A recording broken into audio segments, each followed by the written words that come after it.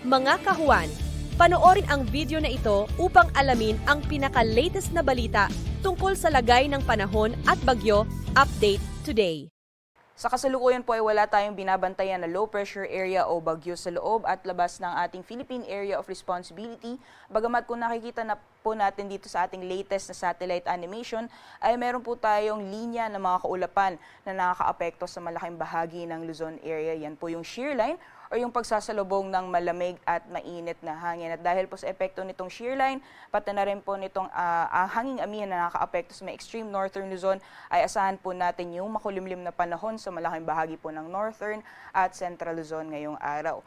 Meanwhile, dito po sa nalalabing bahagi ng ating bansa, nakikita po natin na wala po tayo namamataan na makakapal na kaulapan na posible pong magdulot ng buong araw na tuloy-tuloy na mga pagulan. So asahan po natin generally fair weather conditions dito sa may Mindanao. Inaasahan lang po natin yung mataas sa posibilidad ng mga biglaan o mga panandaliang buhos ng ulan dulot po ng mga localized thunderstorms. So monitoring din po tayo ng mga thunderstorm advisory na nilalabas po ng ating Pag-asa Regional Services Division.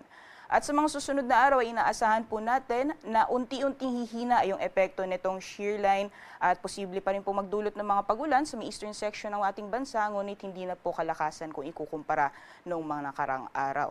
So generally fair weather po yung inaasahan natin sa malaking bahagi ng ating bansa within the next 2 to 3 days.